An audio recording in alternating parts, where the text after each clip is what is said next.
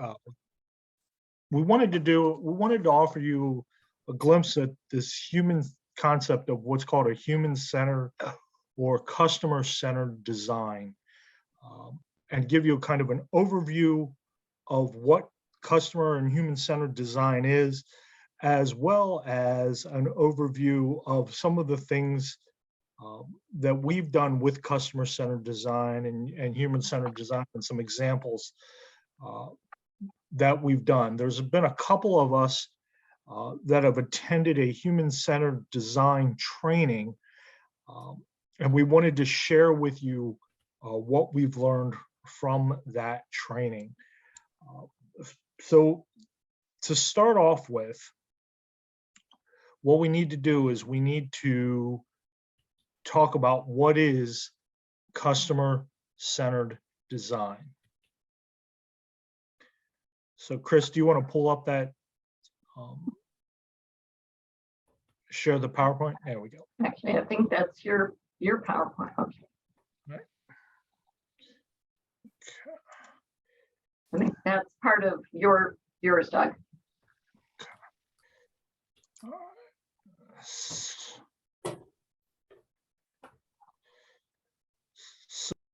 see on my screen right now.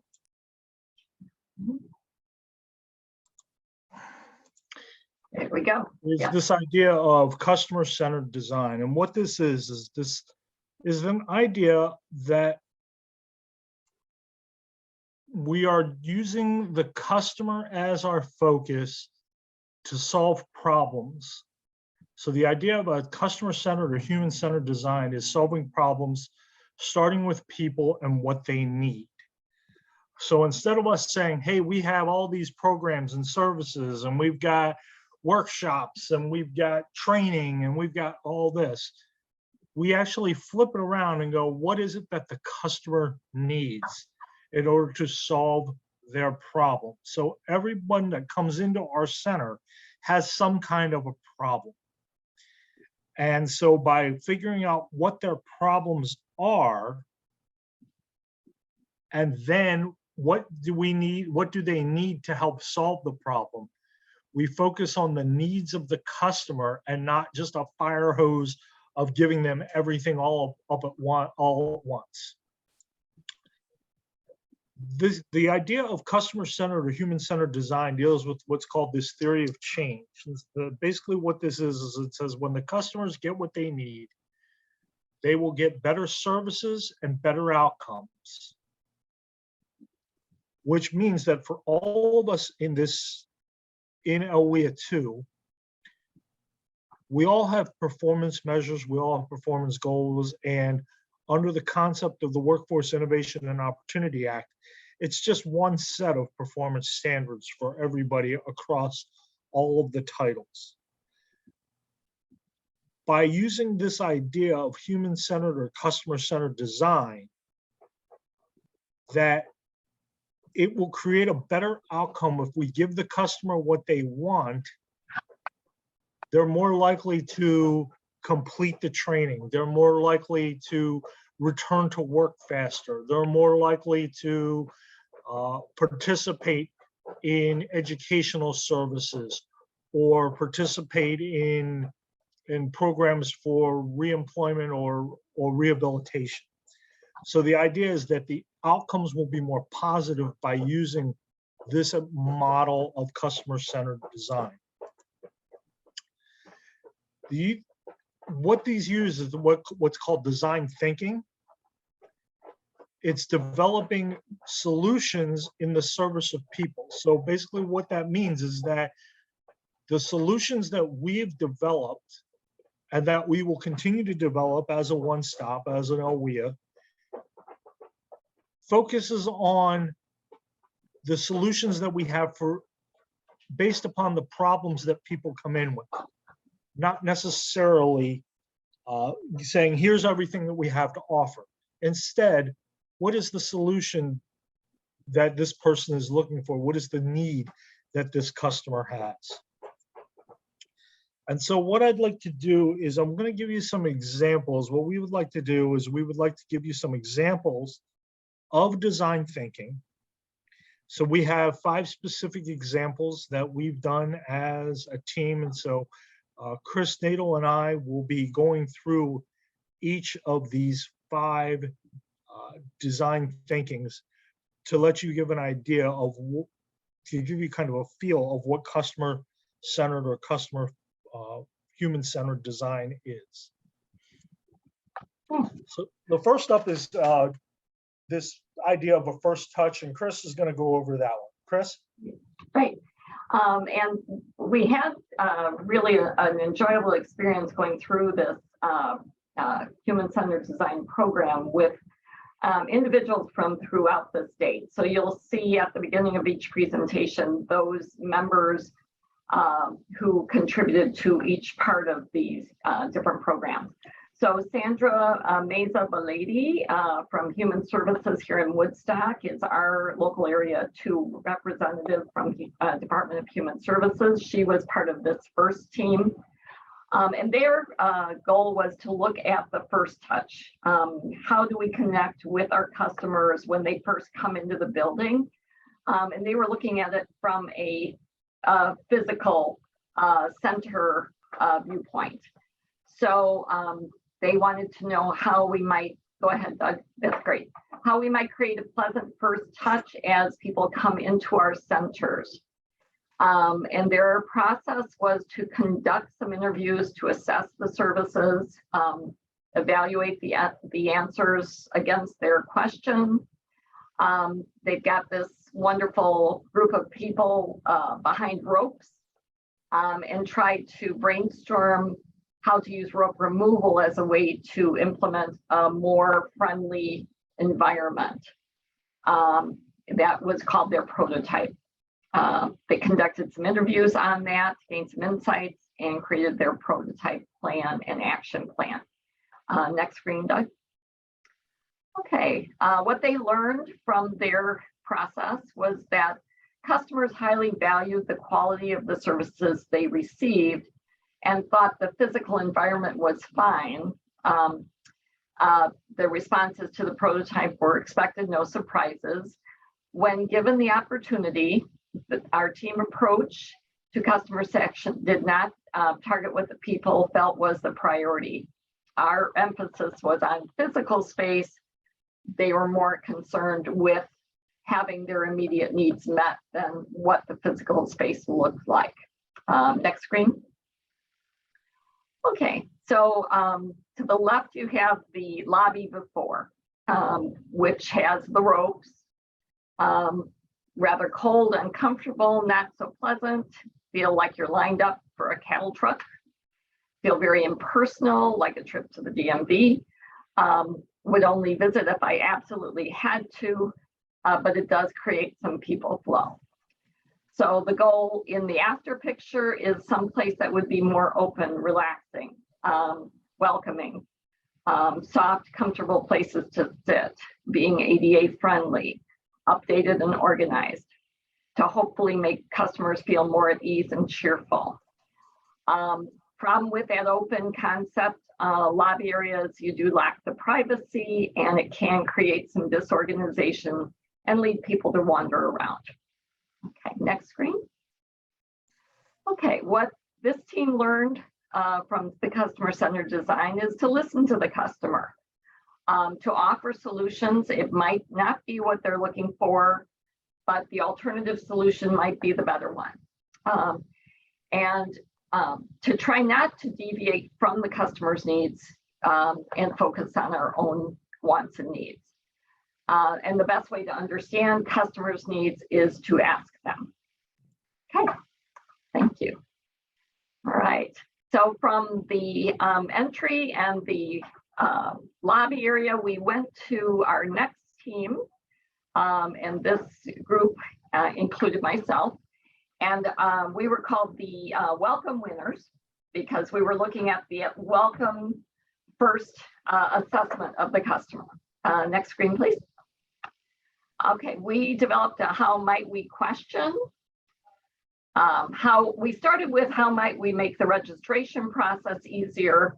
That evolved to how could we connect better with our customers' needs. because we felt that we couldn't, registration was nothing if you don't know what the customer name is. Next slide. To the right, we have some quotes. What we learned from our initial research is that people were more responsive and engaged with someone if they felt comfortable talking to and to whom they have built a rapport.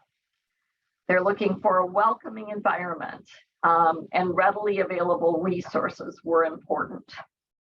Having clear expectations and a warm handoff to services made the experience less cumbersome. Timely responses and follow-up were very important, and respectful personal human interactions are key and lead to less frustration. So if you look to the little bubbles on the right, you see some of the comments that we had when we did our initial interviews. People who felt they had come to the right place, that they were talking to people that knew a lot of information they needed, and that they were being warmly, respectfully greeted with kindness and understanding, not feeling like a number. Next screen, please. Okay. Our recurrent themes as we talk to our customers about that initial meeting coming into our one-stop centers is that interpersonal relationships with the staff were important, being treated with respect, trust, and rapport, that the environment be comfortable for them, that there be a timeliness, that they can get their information in a timely manner, that they feel welcome, they have appropriate guidance, that with the staff, they're seeing eye contact, active listening, responsiveness to the conversation, that our staff is knowledgeable, and that we're giving them an idea of a time frame. When can they expect things to happen? Next slide, please. Okay, so as we were looking at and developing a prototype for assessing customer needs, we actually developed two worksheets that we felt would be helpful. The one to your left that we're looking at right now is the customer-facing sheet. We realize that people come into our centers with varying levels of education, sometimes with language barriers. So we wanted to have our customer needs sheet for the customer to be very simple, something that would be very visually eye-catching and help them to identify all of the things that we could help with in our one-stop center. The sheet on the right is for the staff, and that would be to remind the staff member of offering these different types of services to develop a referral plan. So there was a place to check off what services the customers might need, what barriers they might have, and to remind the staff member to ask open-ended questions. We don't want them to have a lot of yes, no, but we want to hear their stories. What brings you in today? Tell me about your situation. What kind of assistance were you looking for? Can you explain why? So asking those open-ended questions to really get to the heart of what the customer is needing. Okay, next slide, please. All right, what we learned from our initial questionnaires, prototypes, what is necessary for the customer is not always what we've always done. And so it's important to stop worrying about what we want to do and really focus on the customer. So getting staff involvement in whatever prototypes we have was very important. Because if you put together a worksheet and it's not something that the staff want to use, then it's not going to be very helpful. We focused on having an eye-catching customer-facing form, which would be a welcome break from all of the list your name, list your phone number, list name, rank, and serial number type forms that they're used to. We tried to make our forms simple, colorful, straightforward. The images, in addition to the words, again, so that it's more inclusive for people who might have disabilities, language barriers, etc. We wanted our customer-centered form to make it easy for people to verbalize their needs. And a lot of times that's difficult, especially coming in for the first time when you might have a number of barriers you're experiencing. We used the simple graphics to avoid that information overload that people often experience coming into our offices. But we wanted them to realize the different services we do have that they may not know about. We felt that the staff gained some new insights as they interacted with our forms and gave us feedback about that. And that the forms would help staff in gaining information from the customers as they walk in. Okay, next slide, please. Okay. So once we had reviewed the forms with staff, we were reminded of a few other things we hadn't thought about, like emphasizing veteran services, being inclusive of senior services, just kind of refining the types of information we wanted to include on our customer-facing form, and then just again refining on the staff side. Next slide, please. Okay, what we learned in our team from that customer-centered problem solving is that we should not assume what a customer experience is like based on our own lens. We were surprised by the responses and learning what customers really value. And both staff and customers were thankful for the platform to make their opinions heard. The opportunity to contribute to change is always appreciated. And people do appreciate those simple tools and graphics. Next slide. Thank you. All right, I believe that's it for these two. And that moves us into the referral process. And Doug will tell a little bit about the referral referees. All right, so that was one taste of customer-centered design. Here's another example of customer-centered design.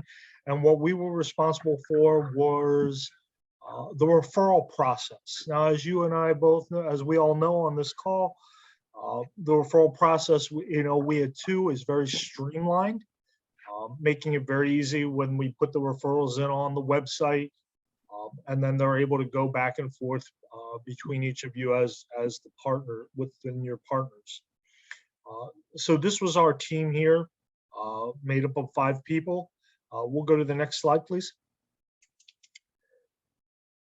So when we get to the customer-centered design and human-centered design, our question was, how can we best educate the staff on the different partner services that are provided within a one-stop?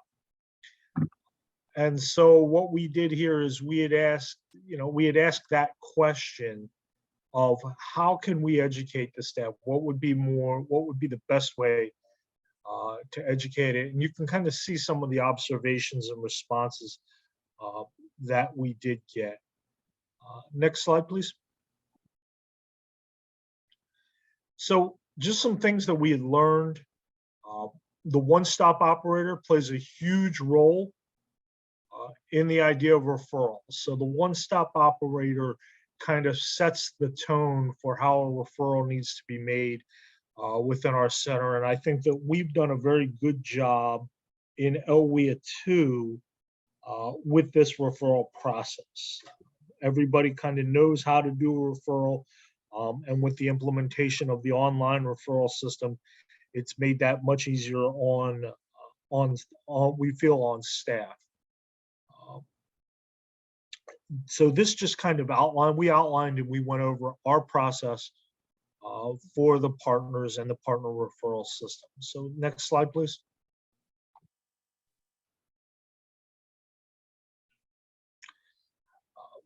We also talked, here's a little bit more on this, the training. How do we train? It says here, how might we educate staff on partner services? So one of the things we looked at was training. How do we train our staff on these partner services? And is there a way for it to be standardized? Again, in our local workforce area, we are kind of ahead of the curve when it comes to this, as we've been doing service integration and partner trainings and partner presentations, so that you as staff are able to know what each of the different partners' services are, what they offer, and the creation of guides to kind of help you to be able to do that. Next slide, please. So we talked also about our partner directory and the idea of this partner directory that you all use so well in order to assist you with making the proper referrals based upon the customer need. One of the biggest challenges we found, and this was a challenge throughout the state, was we operate in a single local workforce area. We just have McHenry County. That's all we have. But in our group, we actually had people who had, I think he had like 10 counties in his single local workforce investment area. So how do you balance that? And how do you learn about all the partner services if you have 10 counties within your local workforce area?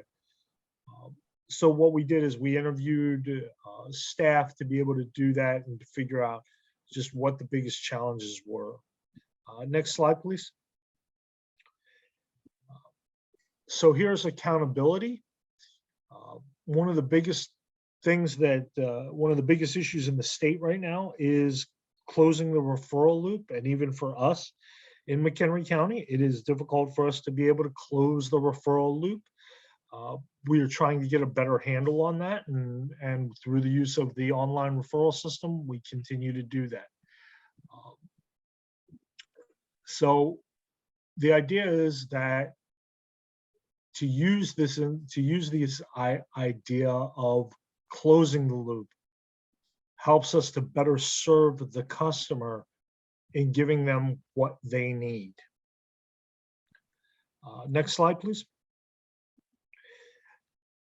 One of the things that we did like about this is one of the things we kind of shared was this idea of the WIOA umbrella and this physical picture representation of the Workforce Innovation and Opportunity Act, and that all of the partners stand under the umbrella, along with all of the other required partners that you see below there. This physical representation, this picture, makes it very easy for a staff member to understand their role and who they are and where they are and how WIOA is the umbrella. And it's not just we're going to make a referral to WIOA. No, we're making a referral to either Title I, Title II, Title III, Title IV, or other WIOA or other partners under this legislation. The easiest way to remember this is WIOA is the umbrella, and the partners, the partners and the core programs stand under the umbrella, along with all of these other partners down below. Next slide, please. So here's an overview of our referral process. It just shows some stick figure drawings here of how do we educate staff on partner services and kind of showing the customer flow, going with, how can I help you? What do you need help with? I need help with this. You have a referral sheet, you need a contact person, and then that contact person needs to be contacted by you as a staff member, and then you need to follow up with them. You need to follow up with your customer, and you also need to follow up with who you referred to find out if the customer was helped. And in the end, you see the positive outcome where the customer is helped, and you were the person to be able to do that. So you kind of help them along their journey. Again, customer focused, keeping the customer in mind. Next slide, please. One of the biggest things that we did share is our reference sheet that we've created here in LWIA 2 as a result of customer-focused, customer human-centered design. This single sheet that we use here in LWIA 2, showing all the partners and who we need to contact, makes it hopefully very easy for staff to be able to do this. And we've gotten very positive feedback from each of you and the staff about this sheet and this idea, just to make your life easier when serving the customer and giving the customer the best possible service. Next slide, please. So then this is just the other side of it. So instead of by partner, this is the single reference sheet by customer need. So what does the customer need? What is the partner that provides that specific need for the customer? Customer focused. Next slide, please. The idea is that this is easy. It's easy. That's the whole idea. Next slide, please. The biggest thing we need to do is continue to update the partner directory, update the contacts. So we had talked about this idea of updating, making sure that the contacts are current. So you do want to notify us as the one-stop operator. If there's contacts that change, please let us know within your organization so that we can update the partner directory and that everybody, that all the partners do have the right person and the right contact. Next slide, please. Again, just the idea of human-centered and customer-focused is about people. Next slide, please. And then at the end here, we had asked any questions, but we won't go through any questions until we get to the end of the presentation. So this is just another example of customer-focused or human-centered design.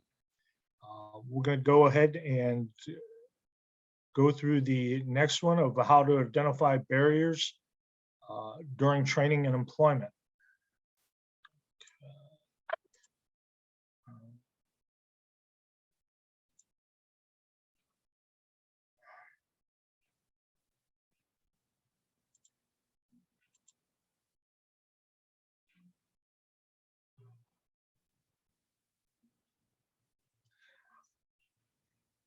Okay. So you want to take this one away too, Dave? Okay, so this one here. Yeah, go ahead. So this one here was talking about completion and how we can complete,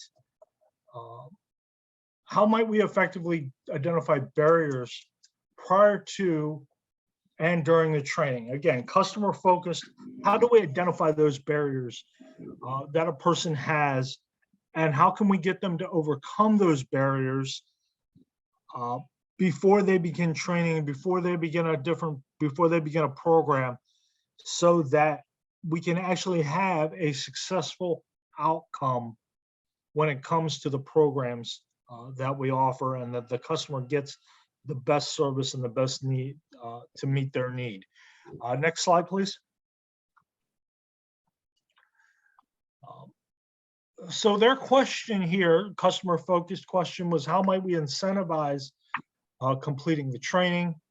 So they did some interviews, and they started focusing on the barriers, but then realized that if they identify those barriers right at the beginning, then they can support them as they're going throughout the training. So if I identify the barrier, overcome the barrier, it will actually help me in getting the person through the training process. Next slide, please. Okay. So it says here, how might we effectively identify barriers prior to the training? What they learned was that they're able to identify the barriers in other ways. Some people are not willing to discuss their barriers. Again, going back to our sheet that we had shared with you earlier of the customer saying, what do they need? Making pictures. making it easy for the customer to say, hey, this is what my issue is. Here's my barrier. Some people don't like to discuss their barrier. Maybe in a picture they will, but they may not want to discuss it out loud. Again, going back to what we looked at before, with that open space, they're not going to discuss their barrier with you in an open space, but in a more private area, they probably will discuss it. And then again, we talked about the idea of a pamphlet and the ideas of this one-on-one conversation. Next slide, please. So what they did is they came up with a bingo board to be able to use to show, some of the graphics.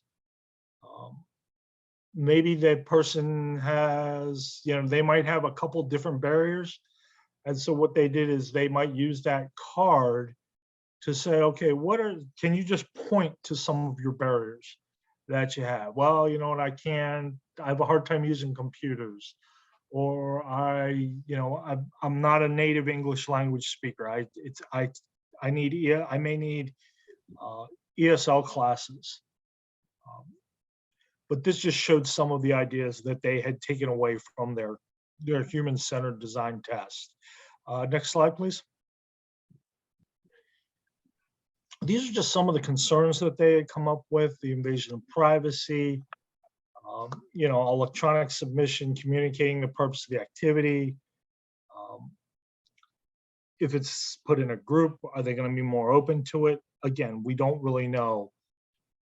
We really don't know. But this was one of the biggest things that they had here is that bottom there, that surprising insight, a hurdle that I see, is motivation to work. This is something that they found, are people motivated to get back out into the workforce? And that becomes a big issue at this point in time. Next slide, please. Again, human-centered design, they looked at their prototypes. Maybe it was a little too fun. This idea of a bingo board, when we're dealing with something very serious, is somebody making a career plan or a career change, and the whole reason for that change is something that really wasn't that pleasant.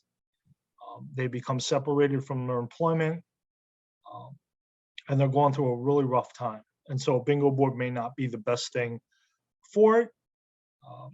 But again, the idea is to engage the customer around what their barriers are and how do we address their barriers without coming out and saying, hey, what do you see as your biggest problems? And not being so direct, but being a little more indirect with it, but still being able to get the answers still being able to get the information that we need in order to help them to overcome their barrier. Next slide, please.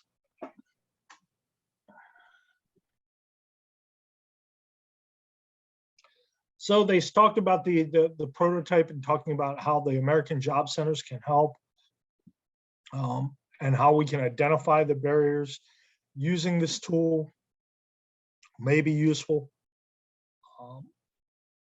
Again, it's not easy for people to talk about their barriers. The idea is for you as a staff to be able to open up and figure out how can we get them to discuss the barriers. It could be helpful, like it says here in the fourth point, it could be helpful to have a resource book with a list of hurdles and the types of supportive services available. Again, the idea of that resource guide and knowing what are the resources that are available, which partner has those specific resources to assist in removing the barrier for the customer. Next slide, please. These were just some reflections that they had in regards to their studies that they did for customer-centered design. You can kind of read over those about the stories, the research, the ability to change. And basically what the biggest thing was that it just starts that conversation. Next slide, please. Okay. So now that we've talked about that, we're going to go forward and we're going to talk a little more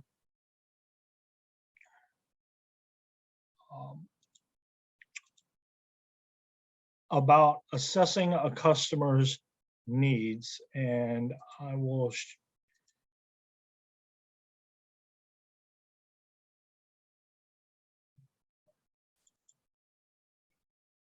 Okay. All right, and this team labeled their presentation "Choose Your Own Adventure" to point out to customers that we at the One Stop Center have multiple pathways to improve our customer lives through workforce development. Next slide. And Norma Rodriguez of the DHS office was in this team. So their question was, how might we improve the upfront needs assessments? And they reviewed the goals with their clients. What part of the application process is the most challenging for you? What barriers are you facing from reaching your goal? Next slide.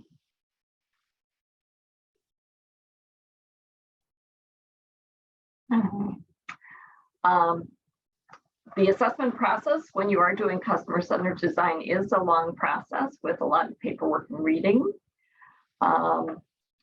Participants enjoy working with us and tell us we are a good support system and motivator for them.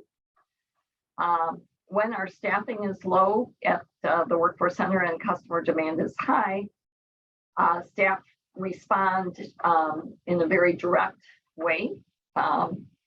It's direct business due to time constraints, and a lot of time to work on developing relationships with the client is kind of missing.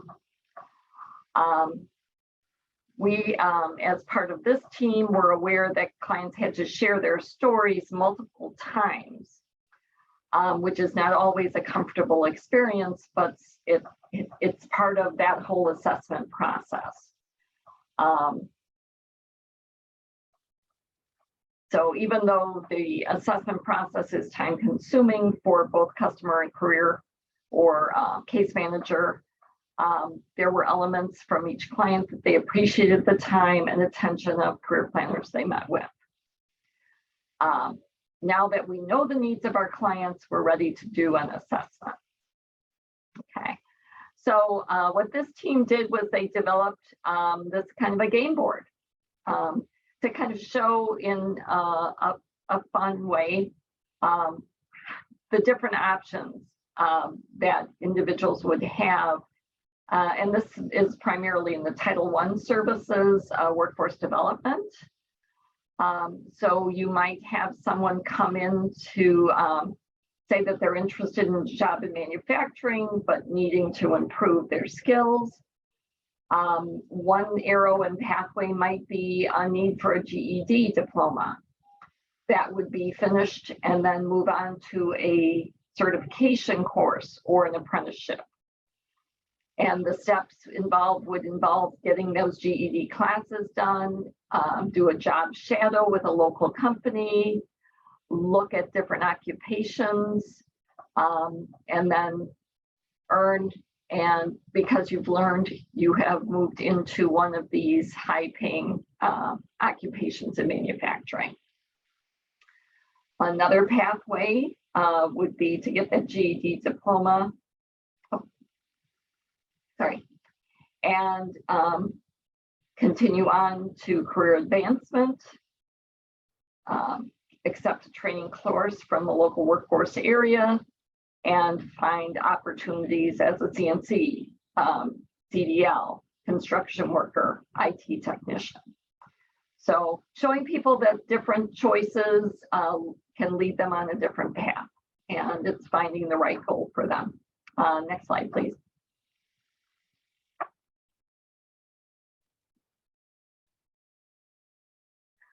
Okay, and what they learned was that by asking questions about how someone feels is more important in today's culture than it ever was. People are feeling very disconnected. It has been really nice for all of the clients we spoke to feel a sense of community. someone who understands what they're going through, and a helping hand into a better life. Next slide. Thank you. And those are our presentations. At this point, we'd like to invite any questions that you might have about either the human-centered design concepts or any of the reports, the individual presentations that we presented today.